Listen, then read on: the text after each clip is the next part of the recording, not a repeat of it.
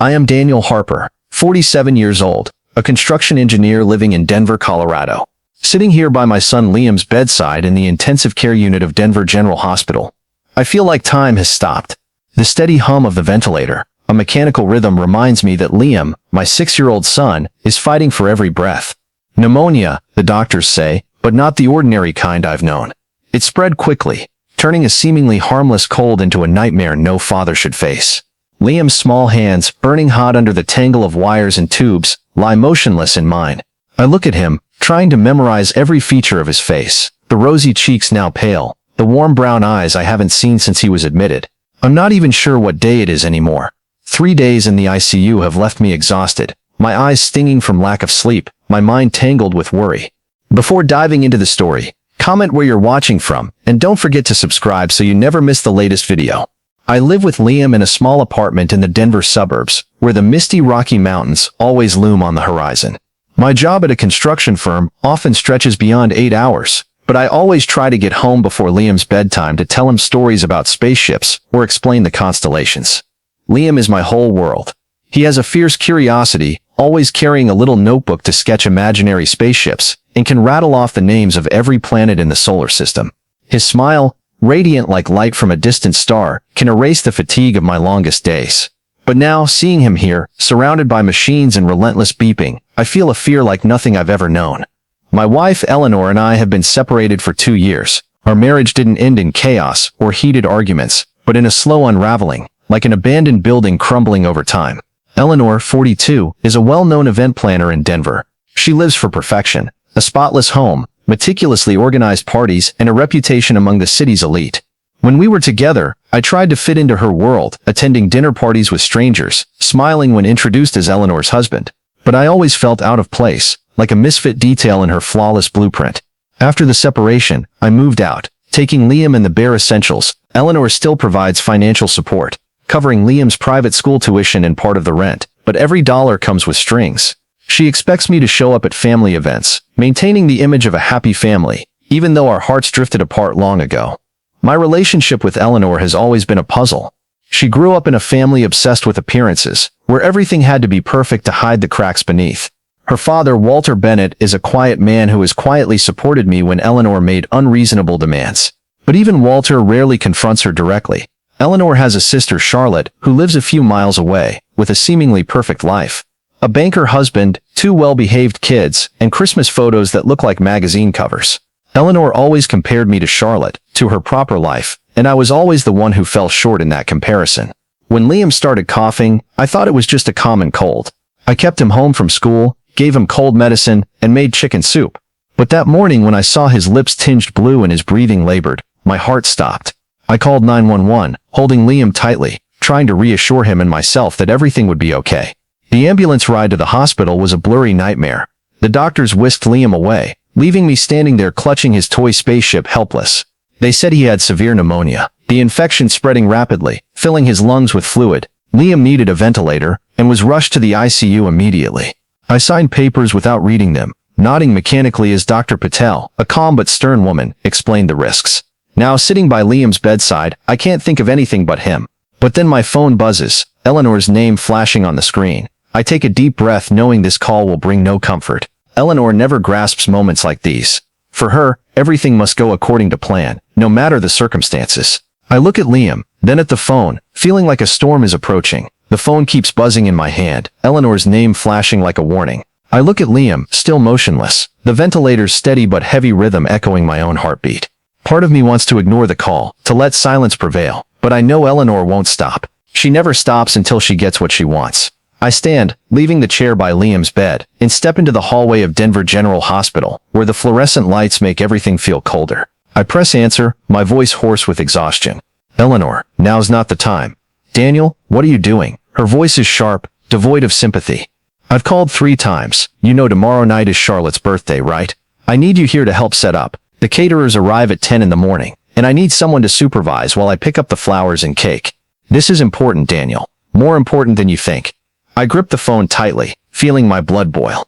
Eleanor, Liam's in the ICU. He has severe pneumonia. He needs a ventilator to breathe. I can't leave now. I try to keep my voice steady, but each word feels heavy. She sighs, the kind of sigh I've heard 100 times, a mix of frustration and disdain. Daniel, don't overreact. Kids get sick all the time. The doctors are taking care of Liam, aren't they? You sitting there all day isn't changing anything. Charlotte only turns 35 once. There are 30 guests, including the Hendersons and Judge Larson. You know how important this is for our family. I freeze, unable to believe what I just heard. Our family? I repeat, my voice low with anger. Liam is our family, Eleanor. Our son is fighting to breathe and all you care about is a birthday party. My throat tightens, as if the words are choking me. Don't twist my words, Eleanor retorts, her voice shifting to the tone I know too well, the one she uses to overpower me. I know Liam's sick, but you're making this a drama. Remember when you had appendicitis in college? I canceled a business trip to be at the hospital, and when I got there, you were eating ice cream and watching TV. You always blow things out of proportion. I close my eyes, trying to suppress the rage surging within me. That appendicitis was 20 years ago, when I was a 20-year-old college kid. This is Liam, our 6-year-old son with a machine breathing for him. This isn't about me, Eleanor. Liam isn't just sick. The doctors say the next few hours will decide if he makes it or not. Do you understand? He might not. I can't finish the sentence. That word, the most terrifying word a father can think of, sticks in my throat. There's a brief silence on the other end, and for a fleeting second, I hope Eleanor might grasp it. But then she says, her voice cold as ice, "If you want to be here, fine. But don't expect me to keep paying for Liam's tuition or your rent if you can't fulfill basic family obligations. We had a clear agreement, Daniel. I help you and you show up when I need you." Her threat hits like a punch to the chest. Liam's private school tuition, the apartment rent, those are the lifelines keeping our life afloat. Without Eleanor's support, I'll struggle to maintain it all. But then I look through the glass, seeing my son lying there, breathing so small and fragile, and I know nothing in the world matters more than being here for him now. Do whatever you want, I say, my voice low but firm. I'm not leaving Liam. I hang up before she can respond, my hands shaking with fear and anger. Back in the ICU, I sit by Liam's side, taking his hand. Dr. Patel enters, her expression grave. "Mr. Harper, Liam's condition remains critical," she says, her voice steady but direct.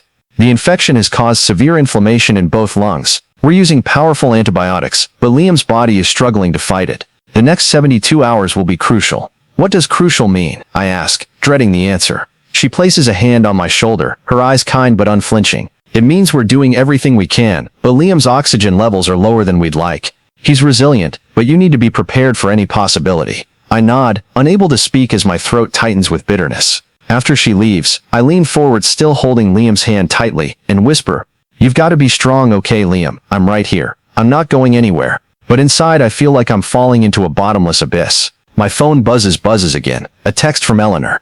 "Think carefully about your choice, Liam. Don't let emotions ruin Liam's future." I stare at the message feeling like it's a knife cutting into my heart. Liam's future. She dares to talk about Liam's future when he's lying here breathing on the edge between life and death. I turn off my phone, not wanting her words to disrupt my mind. I just want to focus on Liam, on every weak breath he takes. The night in the ICU stretches on endlessly. I sit there counting each breath, praying for a miracle. Images of Liam running through the park holding his model spaceship and laughing brightly dancing flash through my mind. But then I recall an afternoon when I missed a recall, remembering Liam's science fair at school because Eleanor insisted I attend a charity gala. Liam didn't say anything, but the disappointment in his eyes still haunts me. I vow to myself that it will never happen again. Never. The hallway of Denver's General Hospital is quiet at night, with only the soft footsteps of nurses and beeps from other rooms. I try to focus on Liam, but my mind drifts to simpler months ago, when things seemed easier. I remember evenings on our apartment balcony, Liam pointing at the sky and asking if there were aliens on Mars.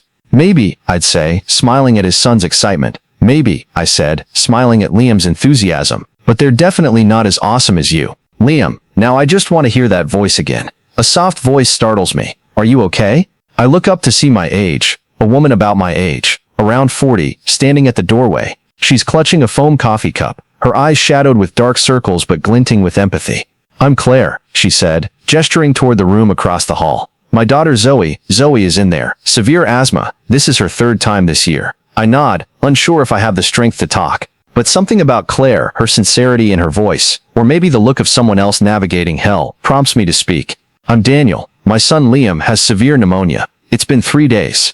I pause, reluctant to say more, fearing that if I let out too much, I'll break. Claire sits in a chair in the hallway, a few steps away.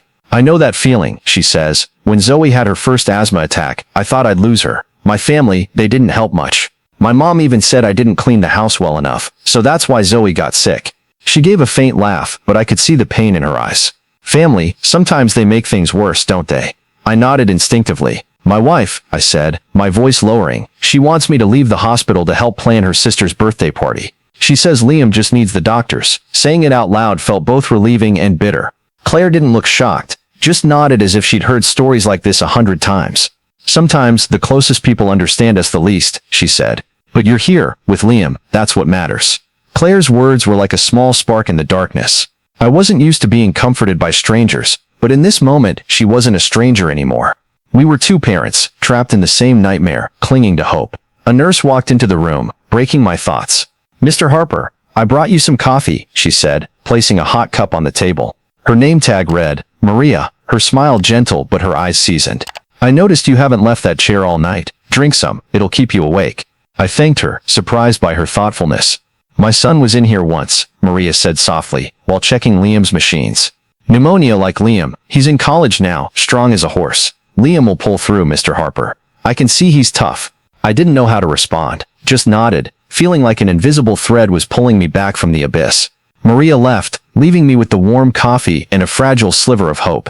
I looked at Liam, gently stroking his hair, and started talking, even though I knew he couldn't hear. Remember the spaceship we built, Liam? The one you called Adventure Star? When you're better, we'll make a bigger one. Fly it straight to Mars, okay? My voice trembled, but I kept talking, hoping somewhere in his subconscious, Liam felt my presence. The night dragged on, but thanks to Claire and Maria, I felt less alone. These strangers, gave me the strength to keep going. I just dozed off for a few minutes, my head slumped in the chair, when a shrill beep tore through the silence. The monitor next to Liam flashed red, numbers on the screen dropping rapidly. I jolted upright, heart pounding, eyes locked on Liam. His small body began to seize, unnatural movements sending me into a panic. Liam, I called, my voice breaking. Buddy, what's happening? But he didn't respond, only the ventilator's frantic hum and his intensifying seizures. The door burst open, and a team of nurses rushed in, followed by Dr. Patel. Mr. Harper, step outside, one nurse shouted, her voice urgent yet calm. We need room to work. I wanted to protest, to stay with Liam, but another nurse, with a firm gaze, gently pushed me into the hallway. We'll take care of him, let us do our job. The glass door shut in front of me, and I stood there helpless, watching through the foggy pain as doctors and nurses surrounded Liam. Someone yelled, he's crashing, get Dr. Patel now. I realized Dr. Patel was already there, directing everything with cold precision. I pressed myself against the wall, my legs nearly giving out. Through the window I saw them inject medicine, adjust the ventilator, and call out terms I couldn't understand. Liam was so small, almost hidden by the white-coated figures. I clutched his toy spaceship, the only piece left of our normal world. Don't leave me, Liam, I whispered, my voice shaking. You're so strong, you have to make it. In that moment, memories flooded back like a torrent. I saw Liam's birth again, 6 years ago, in another Denver hospital. I'd held him, red and wailing, promising to protect him at all costs. I vowed to be the father he deserved, always putting him first. But now, watching him fight on the edge of life and death, that promise felt like ashes. I hadn't caught his illness early. I'd let a cold become this nightmare. Self-blame crushed my chest, making it hard to breathe. My phone buzzed in my pocket, snapping me out of my thoughts. I pulled it out, seeing a text from Eleanor. Daniel, this is your last chance. If you don't help with Charlotte's birthday, don't expect me to pay for anything anymore. You're destroying Liam's future. I read it, feeling like I'd been slapped. Liam's future? She dared to talk about Liam's future when he was lying here, possibly not surviving the night? I glanced through the glass, seeing Dr. Patel adjust the ventilator, her focus absolute. I looked back at the text, my finger hovering over the block button. Without hesitation, I pressed it. The screen went dark, and for the first time I felt relief. I turned back to the glass, pressing my face close to see Liam. The medical team was still working, but the air seemed less frantic. Dr. Patel stepped out, her face tired but calm. Mr. Harper, she said, we've stabilized Liam. His lungs were fighting the ventilator, so we adjusted the settings and gave more medication. The infection is still strong, but he's fighting hard. The next 24 hours will tell us more. I nodded, barely managing a weak thank you. Can I go in now? I asked, my voice trembling. Dr. Patel nodded. Of course, talk to him. Your voice might help more than you think. I returned to Liam's bedside, sitting down and taking his hand. He was still unconscious, but I felt life in his faint grip. I'm here, Liam, I whispered. I'm not going anywhere. Just keep fighting, okay? I leaned down, kissing his forehead gently, feeling his warmth, hot but still a sign of life. In the hallway, Claire appeared, her eyes worried. I heard the noise, she said softly. Zoe crashed like that once. I know how it feels. I nodded, too drained to speak. Claire didn't say more, just sat in a chair a few steps away, like a silent sentinel. Her presence, wordless, was a strange comfort. I turned back to Liam, counting each mechanical breath. I knew the road ahead was long, but I'd chosen my path. No parties, no money, no threats from Eleanor could change that. I'd stay here by Liam's side until he opened his eyes and smiled at me again. After Liam's crisis, I sat by his bed, eyes fixed on every breath he took. The ventilator hummed steadily, less frantic than before. The ICU door creaked open, pulling me from my thoughts. I looked up, surprised to see Walter Bennett, my father-in-law, standing there. Around 65, with white hair and a slight hunch from years in the insurance business, his eyes were red, glistening with pain as he saw Liam on the bed, surrounded by wires and tubes. "Daniel," he said, his voice hoarse, "am I interrupting?" I shook my head, still stunned. "No, Walter, come in." I'd never seen him visit the hospital alone, especially not at this hour, when Eleanor was surely busy preparing Charlotte's birthday party. Walter stepped in slowly, as if afraid to disturb the room's air. He stood by Liam's bed, gently taking the boy's hand, his own trembling. "How's he doing?" he asked, eyes fixed on Liam. "The doctors say he's stable but still critical," I replied, trying to keep my voice steady. "The infection's strong, but he's fighting. The next 24 hours are crucial." Walter nodded, but I saw him fighting back tears. He sat in the chair across from me, silent for a moment, as if searching for words. "Daniel, I'm sorry," he finally said, his voice heavy. "For Eleanor. For what she's doing. I didn't know she was putting this kind of pressure on you." I looked at him, unsure how to respond. Walter was always the quiet one in the family, avoiding conflict with Eleanor. But his secret support, like paying for Liam's astronomy trip, or checking in when Eleanor didn't know, had always been my anchor. "You don't need to apologize," I said, though a trace of bitterness lingered inside. "Eleanor is Eleanor. She always puts the family image first." Walter sighed, his hands clasped tightly. "She wasn't always like this," he said, his voice distant. "As a kid, Eleanor was full of joy, always dreaming of traveling the world. But then her mother, she left when Eleanor was 10. I tried to make up for it, but Eleanor built a wall. She thought if everything family, home events was perfect, no one could leave her again." He paused, looking at Liam. "But that doesn't excuse what she's doing to you and Liam. Not when he's like this." Walter's words were like a puzzle piece I'd never seen. I always knew Eleanor was obsessed with perfection, but I never understood why. Still, that truth didn't ease the sting of her threats. "She wants me to leave Liam to help with Charlotte's birthday," I said, my voice dropping. "She called it family duty." Walter shook his head, his face full of disappointment. "I didn't know she'd gone that far. I came here because I couldn't stay home, listening to her talk about cakes and flowers, while Liam's fighting for his life." He pulled a small item from his coat pocket, a model spaceship Liam always slept with. "I thought he'd need this," he said, placing it by Liam's pillow. "I still have your apartment key from when you asked me to house sit." I held the model, feeling like a piece of Liam was back. "Thank you, Walter," I said, my voice choking. I hugged him, a brief but sincere embrace, rare in Eleanor's family. He patted my shoulder as if saying I wasn't alone. My phone buzzed, but I'd blocked Eleanor, so it was a text from Charlotte. "Daniel, what's going on?" Eleanor said. "Liam just has a cold, but you're not helping with the birthday. Family comes first, you know." I read it. Feeling betrayed, Eleanor had twisted everything, painting me as irresponsible. I didn't reply, just set the phone down, focusing on Liam. Dr. Patel came in to check, bringing news. "Liam's temperature dropped 0.5 degree," she said, her voice cautious. "It's a positive sign, but he still needs time." I nodded, feeling a tiny spark of light. Walter stayed a bit longer, reading aloud an astronaut story Liam loved, his voice warm and soothing. When he left, I felt a new strength. Liam was fighting, and I wasn't alone. Then, a small sensation startled me. Liam's fingers twitched in my hand, a faint but clear grip. My eyes widened, heart racing. "Liam?" I called, my voice trembling, hardly daring to hope. His fingers tightened, and then his eyelids fluttered, opening slightly, revealing the warm brown eyes I'd longed to see for 3 days. "Liam," I nearly shouted, tears spilling uncontrollably. I pressed the nurse call button, still clutching his hand. Maria rushed in, her eyes lighting up when she saw Liam. She checked the monitor, then beamed. "Look at this, Mr. Harper," she said, pointing at the screen. "He's starting to breathe a little on his own, working with the ventilator instead of against it. This is a good sign." She hurried off to get Dr. Patel, leaving me with a heart pounding with joy. I leaned down, kissing Liam's forehead, now less feverish. "You did it, buddy," I whispered. "I knew you were strong." Dr. Patel arrived a few minutes later with a team of nurses. She examined Liam thoroughly, her gaze focused but unable to hide a slight smile. "This is excellent progress," she said, turning to me. "Liam's oxygen levels have improved significantly, and the latest blood tests show the infection is responding well to antibiotics. If he continues like this, we can remove the breathing tube today. I could hardly believe my ears. Remove the tube, I repeated, my voice choking. Dr. Patel nodded. It won't be comfortable, but it'll be quick, and he'll feel much better afterward. I gripped Liam's hand tighter, feeling his faint squeeze like a promise that we were on the right path. The procedure to remove the breathing tube took place at noon. I stood by Liam, holding his hand, trying to suppress my anxiety as he winced in discomfort. The nurses moved swiftly, Dr. Patel guiding each step. When the tube was removed, replaced by a simple oxygen mask, Liam coughed softly, his face scrunching up. I squeezed his hand, whispering, "Hang in there, Liam, I'm here."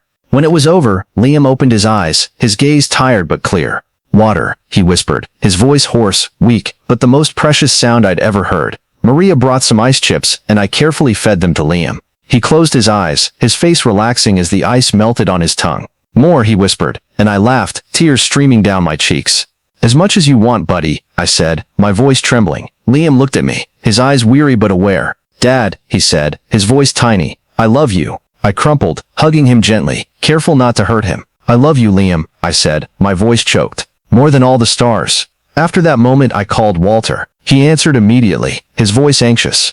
"Daniel, is everything okay?" "Liam's awake, Walter," I said, unable to hold back tears. "They just removed the tube. He's talking." I heard him exhale, a sound of pure relief. "Thank God," he said. "I'll be there soon. Liam will love seeing Grandpa." Sarah, my best friend from the construction company, came to the hospital soon after, bringing a bag of clean clothes and snacks. She hugged me tightly, saying nothing, but her presence was enough to make me feel less alone. "He's tough like his dad," she said, looking at Liam with a warm smile.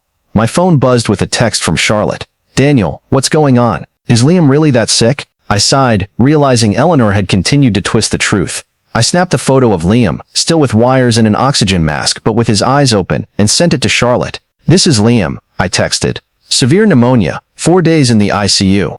He woke up today. Happy birthday, by the way." I didn't expect an immediate reply, but my phone buzzed. "Oh my God, Daniel, I didn't know," Charlotte said, her voice trembling. "I'm so sorry. I'll visit Liam. The party, it was awful." I nodded, though she couldn't see. "Thanks, Charlotte," I said, feeling a spark of hope that she might understand. I sat by Liam, feeling like a boulder had been lifted from my chest. Liam was coming back, and I knew, though the road ahead was long, we'd get through it together. A week after Liam woke up, I stood in a regular hospital room at Denver General, packing up the items we'd accumulated during our long stay. Liam's model spaceship, some clothes Sarah brought, and the astronaut book Walter had read to him. Liam, now much stronger, sat on the bed, his brown eyes sparkling as he watched me pack. He was still weak, needing more rest and antibiotics, but his smile, radiant like the stars he loved, was a clear sign we'd survived the nightmare. Dr. Patel, during her final check, placed her stethoscope on Liam's chest, nodding with satisfaction. "His lungs are much clearer," she said. "He's recovered remarkably, Mr. Harper. But keep him home to rest for at least a week before he returns to school." Liam looked up, his voice still hoarse but eager. "Can I see the Orion constellation tonight, Dad?" I smiled, ruffling his hair. "Of course, buddy. I'll help you set up the telescope." That promise, though small, warmed my heart. Just days ago, I wasn't sure I'd hear Liam's voice again. Walter came to drive us home. He brought a bag overflowing with groceries, milk, bread, fruit, and even frozen chicken soup he said was good for Liam. "I figured you wouldn't want to hit the store right away," he said, helping me secure Liam in the car seat. His thoughtfulness touched me. Walter had always been the quiet one in Eleanor's family, but these past days, he'd become my biggest support. On the way to our apartment in the Denver suburbs, Liam pressed his face to the window, as if rediscovering the world. "Dad, the mountains are so pretty," he said, pointing to the misty Rockies in the distance. I smiled, realizing that surviving the brink of death had made everything more vivid, even for a 6-year-old. But inside, I was worried. Eleanor had followed through on her threat. An official email from Liam's private school stated his tuition wouldn't be paid for the next term, and the rent assistance was cut. I didn't know how I'd manage, but I was determined to find a way for Liam. When we reached the apartment complex, I was surprised to see familiar cars parked outside. Sarah's, Claire's, and a few neighbors. "What's this?" I asked Walter, but he just smiled mysteriously. "A little welcome committee," he replied.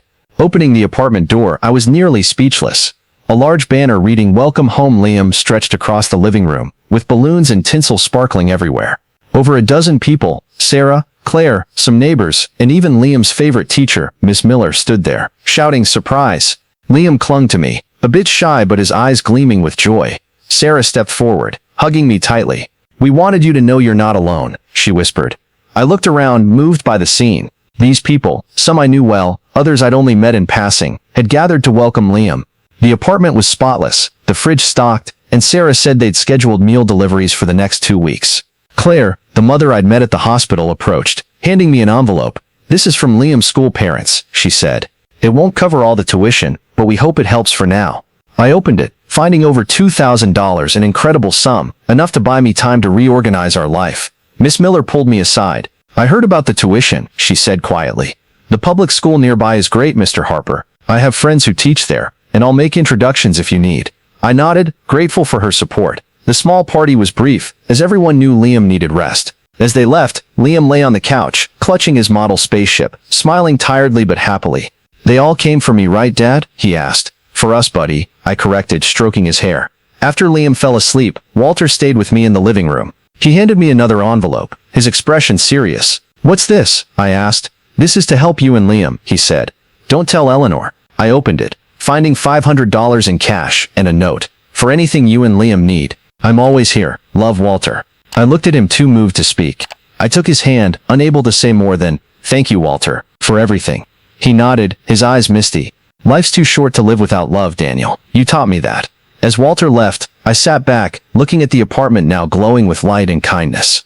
Liam slept peacefully in his room, and I knew despite the challenges ahead, we'd make it through, with the people who chose to stand by us. Our life has changed a lot. I found a new job at a larger construction firm, with a salary enough to cover our needs without Eleanor's help.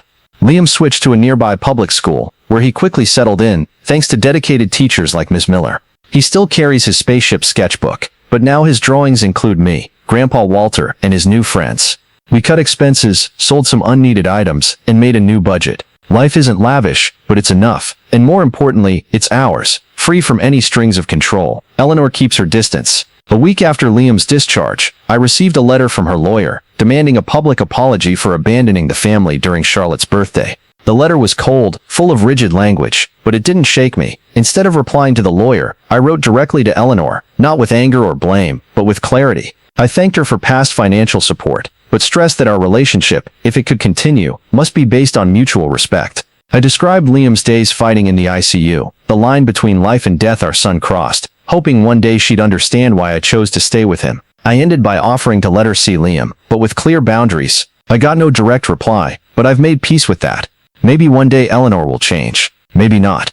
I no longer let my mind dwell on unrealistic expectations. Today, at a park near home, we celebrated Liam's birthday. No fancy restaurant, no elaborate flowers, just paper plates with spaceship designs, cupcakes Sarah and I baked, and a small group of Liam's friends running around in the sunshine. Walter brought a huge astronomy model kit, making Liam squeal with delight. Charlotte and her family came, her kids joining Liam in a game of tag. Claire and her daughter Zoe, friends from the hospital, showed up with a toy hot air balloon Zoe made. Sarah and Ms. Miller were there, laughing and sharing stories about Liam at school. Seeing Liam, healthy and radiant, filled me with profound peace. As the party ended, Liam ran to me, handing me a drawing he made at school. It showed a group of stick figures standing together, carefully labeled, "My Real Family." There was me, Walter, Charlotte's kids, Sarah, Claire, Zoe, Ms. Miller. In the center was Liam, holding my hand, with the biggest smile in the picture. "Do you like it, Dad?" he asked, eyes anxious. I knelt down, hugging him tightly. "I love it, Liam," I said. "It's perfect." That night, with Liam fast asleep, I sat on the balcony, gazing at the stars. The journey from those desperate days in the hospital to this moment was full of tough choices and painful endings, but it also brought unexpected beginnings. I realized that sometimes, to find true love, you must let go of what's merely conditional. Family isn't just blood, it's the people who choose to be there when you need them most. And with Liam, with people like Walter, Sarah, Claire, I've found my true family. The story of Daniel Harper and his journey through crisis as his son Liam battled severe pneumonia in the ICU at Denver General Hospital reflects many realities of life in the United States today, where social, financial, and family pressures often clash with core values.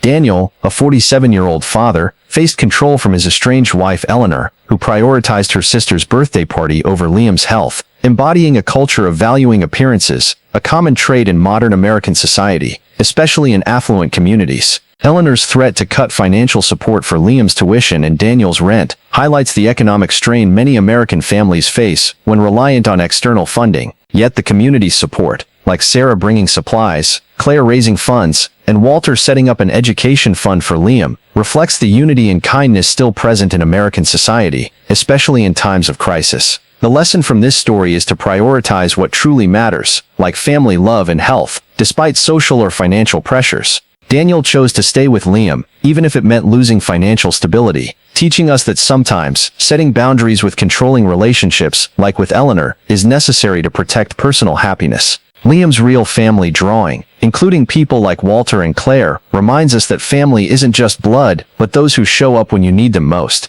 In today's America, cherish and build your chosen family, friends, neighbors, co-workers, to overcome challenges, and don't fear letting go of toxic expectations to live true to your values. If the emotional story of my journey with Liam touched your heart, please hit the subscribe button to follow more meaningful stories. Thank you for joining us, and I hope to see you in the next video.